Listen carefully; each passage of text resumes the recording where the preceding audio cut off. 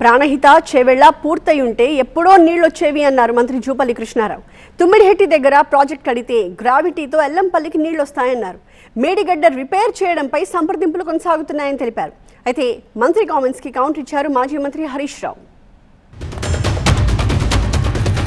అదే పేరు మీద అదే ప్రాజెక్టును పూర్తి చేస్తే నాకు కానీ నా పార్టీకి కానీ పేరు రాదు అనే ఉద్దేశంతో బహుశా దాన్ని పక్కకు పెట్టేసి కాళేశ్వరం ప్రాజెక్టు మొదలుపెట్టిండ్రు. అట్లా కాకుండా అదే ప్రభుత్వాలు వస్తుంటాయి పోతుంటాయి, ముఖ్యమంత్రులు మారుతూ ఉంటారు. బట్ ఆలోచన విధానం అనేది రైతాంగంను దృష్టిలో పెట్టుకొని ముందుకెళ్ళాలి.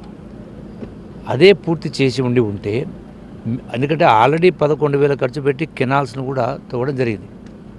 అట్లా కాకుండా దాన్ని పక్కకు పెట్టేసి అది పూర్తి చేసి ఉంటే ఎప్పుడో 16 లక్షల ఎకరాల నీళ్ళు వచ్చేది. 22,000 కోట్లు ఖర్చు పెట్టింది.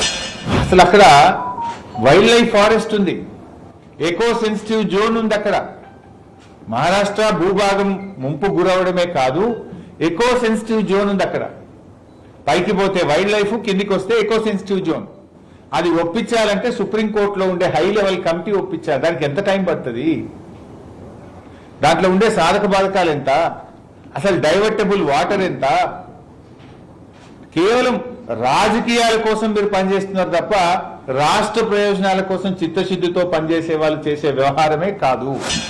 అదే తుమ్మిడిహట్టికి వెళ్ళి తీసుకొని వస్తే ఒక పంపు కానీ ఒక మోటార్ కానీ పెట్టాల్సిన అవసరం లేకుండా, కరెంట్ ఒక యూనిట్ వాడాల్సిన అవసరం లేకుండా గ్రావిటీ ద్వారానే, కెనాల్ ద్వారానే తుమ్మిడిహట్టి నుంచి ఎల్లంపల్లి దాకా వాటర్ తీసుకురావచ్చు. అదే ప్రకారం గతంలో దాన్ని పూర్తి అయిపోయేది. సో అంటే దీని మూలంగా ఏం జరిగింది? రాష్ట్ర ఖజానా ఖాళీ అయింది, కాంట్రాక్టుల జేబులు నిండినాయి, అధికారులు, నాయకులు, ప్రభుత్వాలు, నాయకుల జేబులు నింపుకునే కార్యం జరిగింది.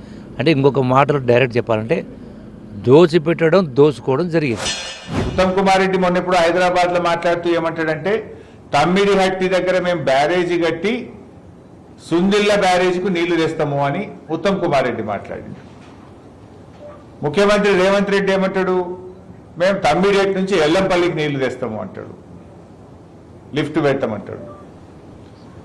జూపల్లి కృష్ణారావు ఏమంటాడు? లేదా లిఫ్టే అవసరం లేదు, తమ్మిడిహట్టి దగ్గర బ్యారేజ్ కట్టి ఎల్లంపల్లికి గ్రావిటీలో నీళ్ళు వస్తాయి అంటాడు. అసలు ఎవరు కరెక్టు? ఏది కరెక్టు? రేవంత్ రెడ్డి చెప్పేది కరెక్టా? ఉత్తమ్ కుమార్ రెడ్డి చెప్పేది కరెక్టా? జూపల్లి చెప్పేది కరెక్టా? నియమ నిబంధనలు పాటించిన కారణంగా, రూల్స్ను గైడ్లైన్స్ పాటించిన కారణంగానే ఇలా మేడిగడ్డ అనేది దాన్ని మనం వాడుకోలేకపోతూ ఉన్నాం. సో మళ్ళీ రూల్స్కు చట్టాన్ని పక్కన పెట్టేసి నా ఇష్ట ప్రకారం నేను చేసుకుంటూ పోతా అంటే అది కరెక్ట్ కాదు. కాబట్టి దానికి కేంద్ర ప్రభుత్వం రాయడం జరిగింది. కేంద్ర ప్రభుత్వం కమిటీలో చూసిన రిపోర్ట్ చూసినాయి, దాన్ని ఏం చేయాలో ఎట్లా చేయాలో కింద నిర్దేశం జరిగింది. ఆ ప్రకారం ముందుకు వెళ్తా ఉన్నాం. ఉత్తమ్ కుమార్ రెడ్డి గారు సంబంధించిన మంత్రి గారు ఇప్పటికే 12 లెటర్ రాయడం జరిగింది. సో ఆ ప్రక్రియ అనేది కొనసాగుతూ ఉంది, సంప్రదింపుల ప్రక్రియ కొనసాగుతూ ఉంది. ఒకవైపున కొనసాగుతూ దానికి ప్యారలల్గా దాని సర్వేలు ఏంది, ఎస్టిమేట్స్ ఏంది, మార్పులు చేర్పులు అది కూడా నడుస్తూ ఉంది. అప్పటి నిపుణుల సలహా మేరకు, వ్యాప్కో సలహా మేరకు మేడిగడ్డ దగ్గర కట్టి ఆ 3 పిల్లర్లు మరమ్మతు చేయ చేతనైతే లేదు. నీకు 30 నెలల టెస్టులు డ్రామాలు చేస్తుంది. ఏం టెస్టులు అయినాయి? మేడిగడ్డ దగ్గర 500 బోర్ హోల్స్ వేయాలంటే ఇప్పటికి 5 కూడా వేయలే. మీరు 5 కూడా వేయలే. ఆ 500 బోర్ హోల్స్ ఎప్పుడు కావాలి? మీరు డిజైన్ ఎప్పుడు చేయాలి? రిపేర్ ఎప్పుడు చేయాలి?